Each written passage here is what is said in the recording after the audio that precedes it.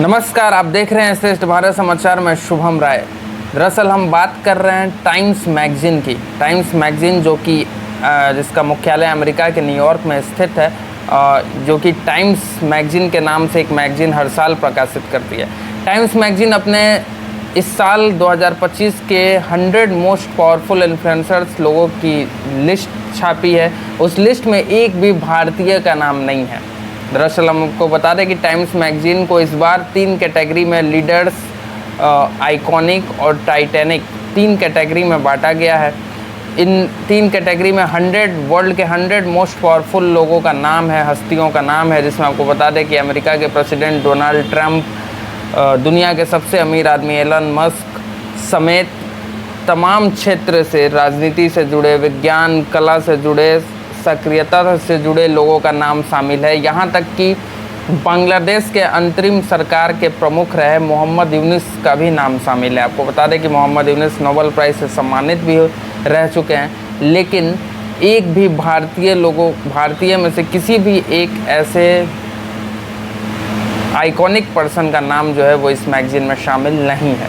दरअसल एक और आपको रोचक जानकारी दे दें कि पिछले 21 साल के बाद पहला ये ऐसा मौका है जिसमें टाइम्स मैगज़ीन में 100 मोस्ट पावरफुल लोगों में इंडिया से किसी का भी नाम नहीं है। जब ये मैगज़ीन छप के आया 17 अप्रैल को, जब ये प्रकाशित हुआ, दुनिया के सामने आया, तो भारत के लोग काफ़ी ज़्यादा शॉक हो गए कि ऐसा क्यों हुआ कि भारत के वर्ल्ड के 100 मोस्ट पावरफुल आदमी में एक भी भारतीय में से किसी का नाम नहीं है।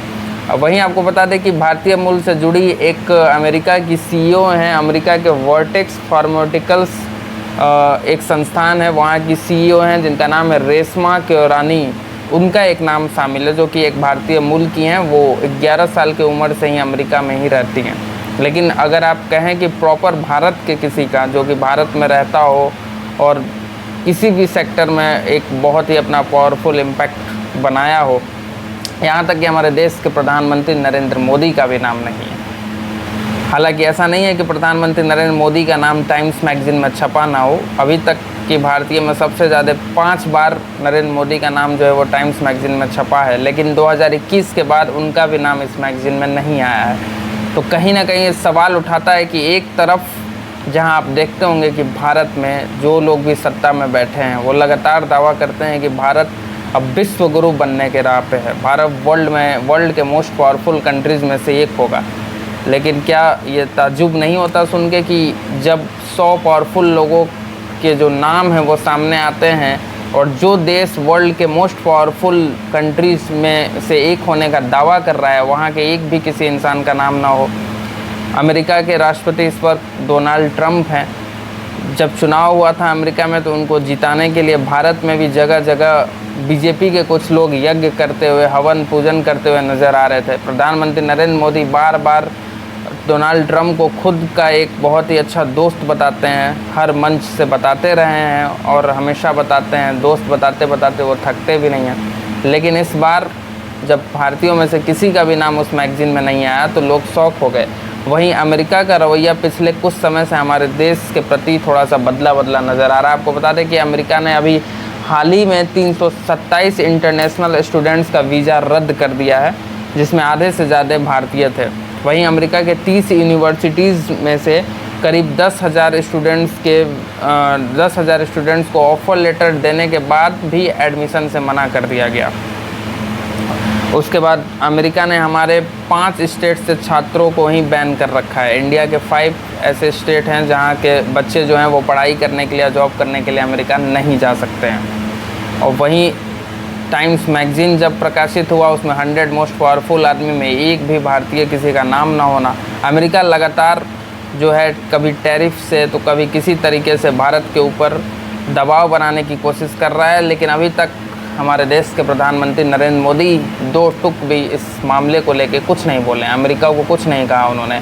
वहीं जब टैरिफ का दबाव पड़ रहा था तो वर्ल्ड के कई कंट्रीज़ ने इसका खुलकर विरोध किया, लेकिन भारत में किसी की तरफ से कोई विरोध नहीं किया गया। आपको बता दें कि पिछले 21 साल के इतिहास में पहली बार ऐसा हुआ है जबकि जो टाइम्स मैगज़ीन में 100 मोस्ट पावरफुल आदमी में एक भी भारतीय किसी का नाम ना हो।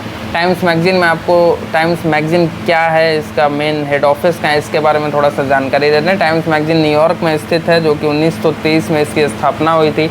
वर्ल्ड के कई हिस्सों में ये प्रकाशित होता है, यूरोप के कई कंट्रीज़ में, लंदन में, वहीं साउथ अमेरिका में, फिर आपके वर्ल्ड के और भी कई कंट्रीज, ऑस्ट्रेलिया, न्यूजीलैंड, सिडनी में भी प्रकाशित होता रहा है। कनाडा में भी ये जो है रिलीज़ होता था ये मैगज़ीन, लेकिन पिछले कई सालों से कनाडा में टाइम्स मैगज़ीन ने अपने मैगज़ीन को प्रकाशित करना बंद कर दिया। तो कहीं ना कहीं ये सवाल उठता है कि आप दावा कर रहे हैं कि भारत विश्व गुरु बनने वाला है, और वहीं दूसरी तरफ 100 मोस्ट पावरफुल आदमी में बांग्लादेश के अंतरिम सरकार के प्रमुख का नाम है, लेकिन भारत से किसी का नाम है? क्या भारत में कोई भी एक ऐसा आदमी नहीं है जो कि वर्ल्ड के 100 मोस्ट पावरफुल आदमी में आता हो? कोई बड़ा बिजनेसमैन, कोई बड़ा स्पोर्ट्स पर्सन? क्या लगता है आपको? या अमेरिका ने जानबूझ के इस तरीके की छवि बनाने की कोशिश की है भारत का?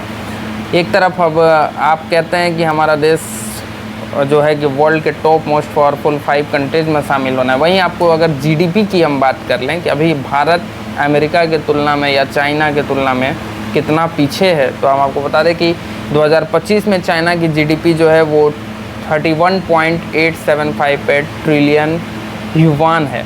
वहाँ पे जैसे भारत में रुपीज़ होता है, अमेरिका में डॉलर होता है, वहाँ पे युवान बोलते हैं।